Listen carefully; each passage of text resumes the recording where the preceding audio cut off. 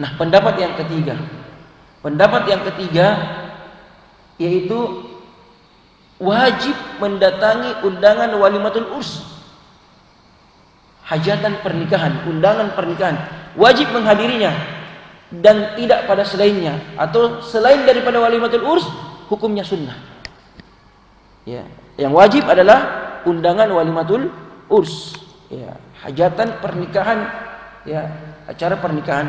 Dan yang selainnya, akikah, syukuran, pindahan rumah sebagai bentuk syukur pada Allah Subhanahu wa taala, yang kemudian untuk kemudian berbagi rasa syukur itu kita mengundang saudara kita dalam hajatan kita, memberi makan dan ya selainnya, maka hukumnya adalah sunnah untuk menghadirinya. Adapun walimatul urs maka dia wajib untuk dihadiri, dan ini merupakan pendapat jumhur ulama. Pendapat ketiga ini merupakan pendapat jumhur ulama. Kebanyakan ulama berpendapat seperti ini, bahwa hukum menghadiri undangan kalau dia walimatul urs maka wajib dihadiri, dan selain daripada walimatul urs maka dia hukumnya sunnah untuk dihadiri. Dan ini yang lebih rajih, yang lebih kuat. Iya. Pendapat ini dipegang oleh Imam Malik, Ats-Tsauri. Kalau tadi pendapat Malikiyah, artinya ulama yang ya, menisbahkan pada mazhab Imam Malik. Kalau ini pendapat langsung dari Imam Malik. Kemudian Ats-Tsauri, ya, Imam Asy-Syafi'i, ya, mazhab Hanafiyah, jumhur Hanabilah, sehingga kemudian kita sebutkan atau pensyarah sini menyebutkan bahwa ini yang lebih rajih. Pendapat ketiga ini yang lebih rajih, dan dia adalah pendapat yang jumhur. Maka kalau kita tanya hukum menghadiri undangan, kalau dia undangan walimatul urs maka wajib bagi kita untuk mendatanginya. Nanti ada catatannya. Selama tidak ada uzur yang menghalanginya, maka kita jatuh pada perbuatan durhaka ketika tidak mendatangi undangan, ya, pernikahan jika kita diundang. Ya. Jadi kewajiban menghadiri walimatul urs ini ada beberapa rinciannya. Ya. Kemudian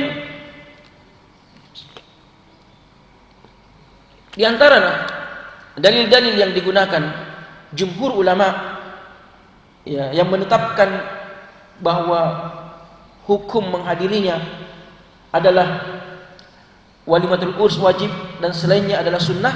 Di antara dalil-dalil jumhur ulama adalah yang pertama dari sahabat Abdullah bin Umar radhiyallahu anhu. Iya. Rasulullah sallallahu alaihi wasallam bersabda, "Lau du'iya ahadukum ilal walimah falyatiha." Kata Rasulullah sallallahu alaihi wasallam, jika salah seorang dari kalian diundang ke acara walimahan, yaitu undangan pernikahan, kata Nabi sallallahu alaihi wasallam, falyatiha, maka hendaknya ia menghadirinya, hendaklah ia mendatanginya kalau diundang di acara pernikahan saudaranya. Maksudnya apakah saudaranya yang menikah atau dia menikahkan orang lain atau anaknya dan yang selainnya. Ini diantara dalilnya. Ya, hadis ini Bukhari dan Muslim, ya, yang kita bacakan tadi. Ya, kata Nabi SAW, "Lau du'iya ahadukum ilal walimah," jika salah seorang di antara kalian diundang dalam acara walimah pernikahan, falyatiha, maka hendaklah ia memenuhi undangan tersebut. Kemudian dalil yang kedua dari sahabat Jabir radhiyallahu an, dia berkata bahwa Rasulullah sallallahu alaihi wasallam bersabda, "Idza du'iya ahadukum ila ta'amin falyujib, fa in syaa'a ta'ima wa in syaa'a tarak." Kata Rasulullah SAW, jika salah seorang di antara kalian diundang ke acara jamuan makan, maka hendaknya ia menghadirinya. Ya, dipanggil di acara walimah makan-makan. Kata Nabi SAW, falyujib, maka hendaklah ia mendatangi seruan saudaranya, undangan saudaranya, panggilan saudaranya.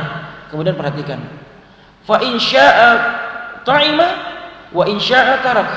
Kemudian setelah kita menghadiri undangan saudara kita itu, Kalau kita mau makan silahkan. Kalau kemudian kita tidak makan juga silahkan, ya.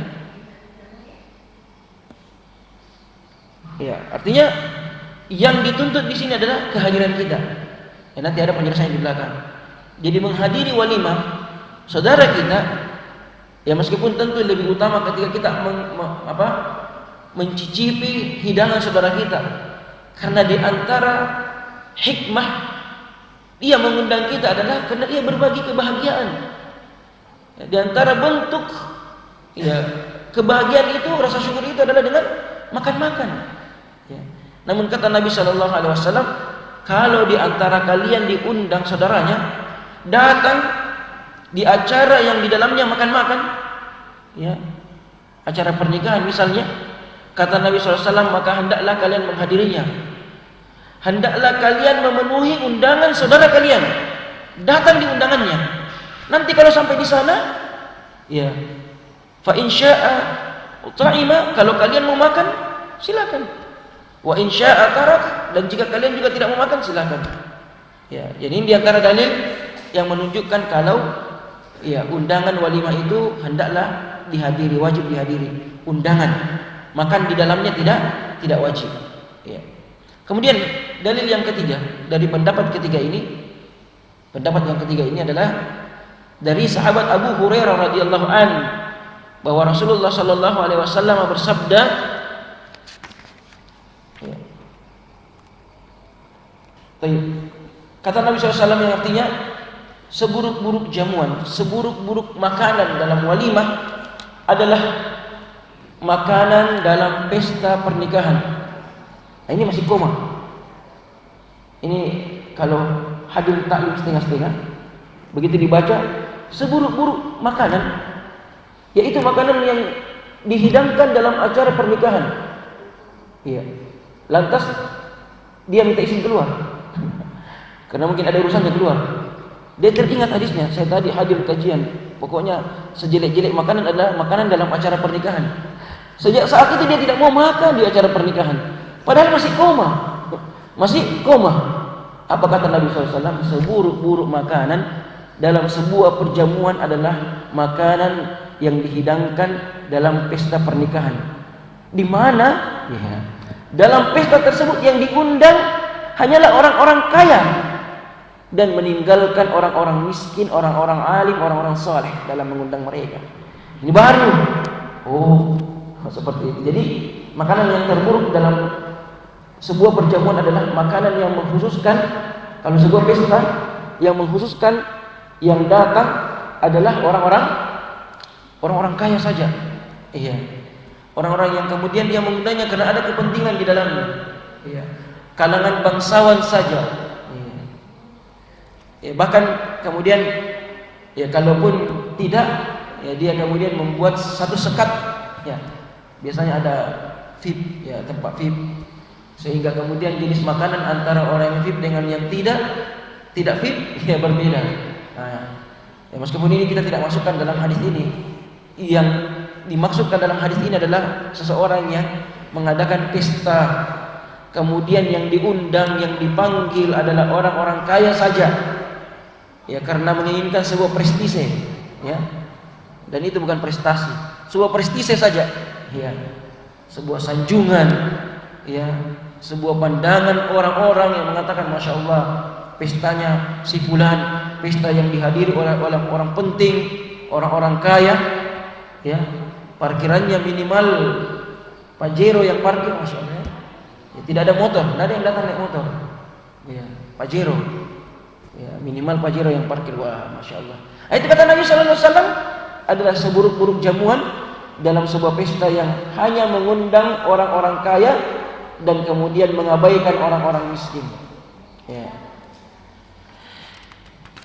Kita yang distressing, yang kemudian menjadi dalil pendapat yang ketiga adalah, ya, kata Nabi Sallallahu Alaihi Wasallam, "Faman falam ya'ti da'wah, faqad asallaha wa rasul."